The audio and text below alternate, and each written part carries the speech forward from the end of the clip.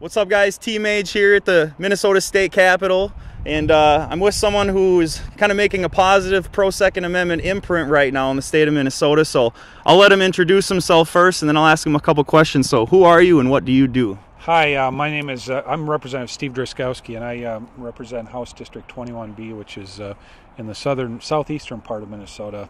And we introduced just last week House File 419, which is a bill that is intended to show a definite respect and protection for our Second Amendment rights as we look at the assault that is being taken on the Second Amendment, not only at the state level, but the efforts at the federal level too. And that's specifically what House File 19, Tom, looks to address. It says that if the federal government passes a law that prohibits use of legal firearms, ammunition, or requires additional licensing or registration of firearms or people, that those new laws or presidential orders are unenforceable in our state in Minnesota. And it holds true in the bill. It holds that the Constitution of the United States, the Second Amendment, is the law of the land that overarches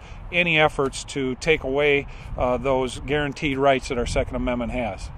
Now, is this bill something that you think has got a realistic chance of passing? Does it have a lot of support right now, or is it a tough situation, tough to gauge right now? Or it's tough to gauge. As you know, it is the Democrats that have been over and over again assaulting our Second Amendment, both at the state level and at the federal level. None of those efforts have been brought forward by Republicans, but this is a really very much a Republican-sponsored bill. We have 21 co-sponsors right now on the House file, and I know that Senator Brown has introduced the companion in the state Senate. It's Senate File 400, and so we're hopeful to get some Democrat co-sponsors as well, so that we can make it a bipartisan bill. But it's overwhelmingly Republicans right now saying, you know what, our Second Amendment rights are too valuable. They are the underpinning rights to the rest of our rights in our U.S. Constitution. I totally agree with that. And I guess it's a tough question, but do you think that the attack on the Second Amendment is equal or different on the federal level and the state level? Meaning, is the challenge right here at home?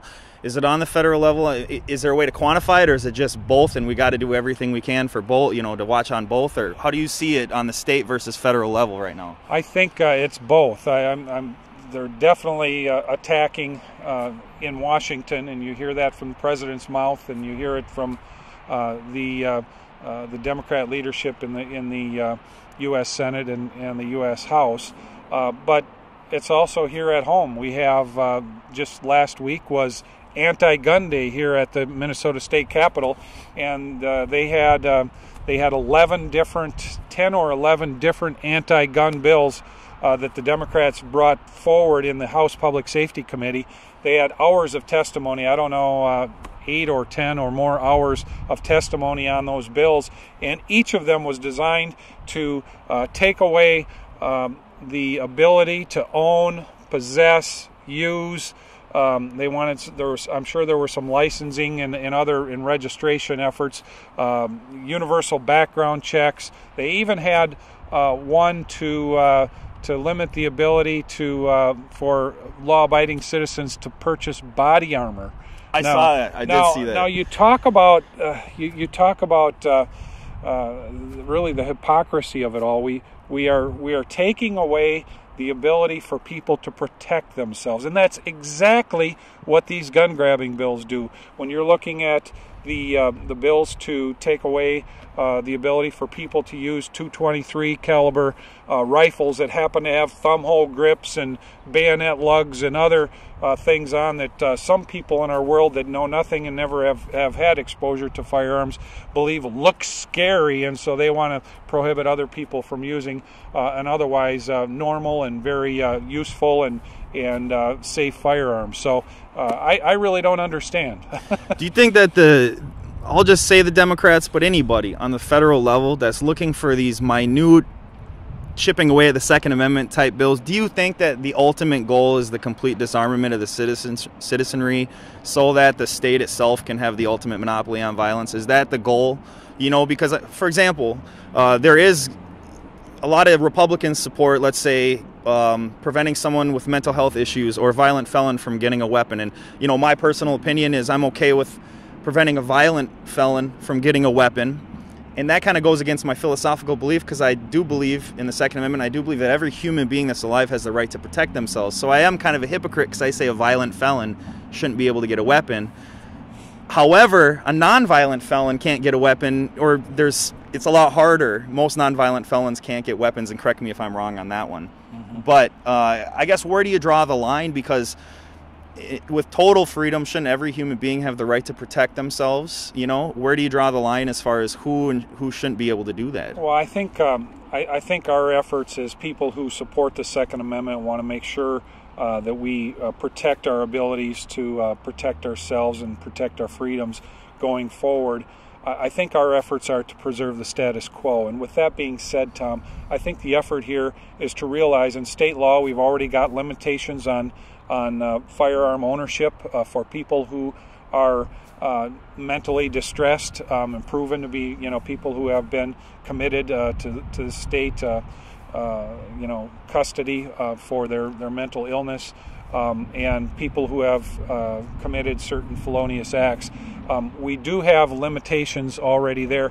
I think our key is to support and focus on communication of data, so that we are clear that current law is being enforced properly and accurately, and that communication is happening, so that can happen. You know, obviously there's some wisdom that brought forward those particular laws in the past, and we do see that people with very severe mental health issues are committing a lot of these atrocious crimes that have been documented in the news. And so the key, I think, is to make sure that the current laws that we have are working.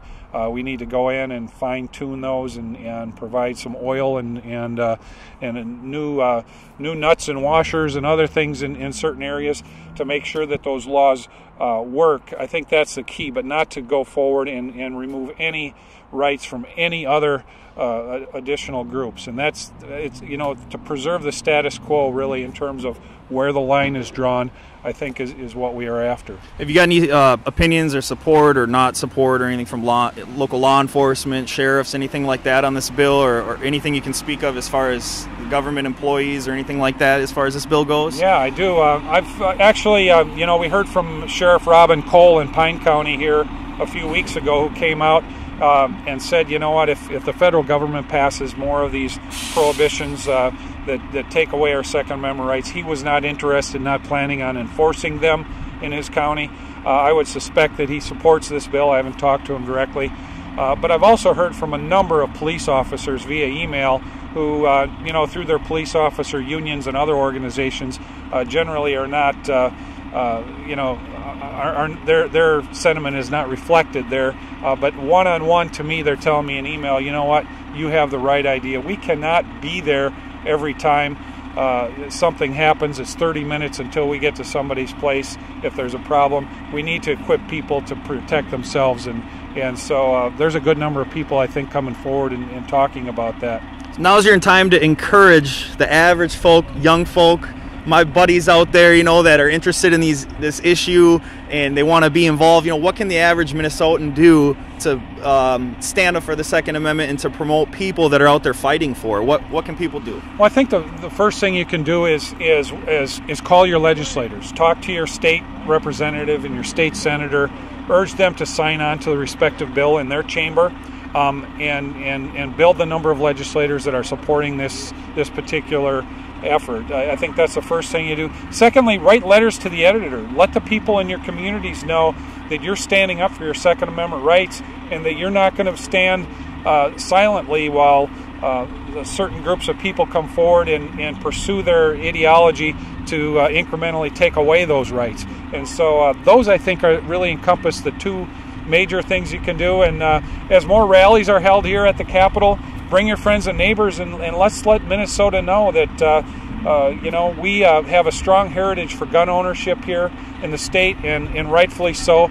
Not only around the hunting and other things, but the personal protection, Minnesota Personal Protection Act that was passed a while back, and the fundamental liberty that exists with a rightfully armed citizenry to be there and be always vigilant. I think those are the things that need to really be communicated to your people in your local communities. Well, Steve Drazkowski here, Mage TV. I'm glad I bumped into this guy. Thanks for your time, and let me know if there's anything I can do as far as more exposure, people to talk to. I know there's a lot of people out there. Hope this video gets shared with a lot of the pro-Second Amendment people on all the forums and Facebook sites and stuff. It's technology is a wonderful thing, and I think that with the help of it, there's going to be a lot more people realizing that the federal government is encroaching on the states, and I hate to use the word rights, but the state's ability and rights to defend itself and to allow its people to defend their person, which is documented in the Magna Carta, the Constitution, the Declaration of Independence. So thanks for your time. It is Mage. Thank you. Yep, absolutely. Thanks again, man. Thanks. You too. That's what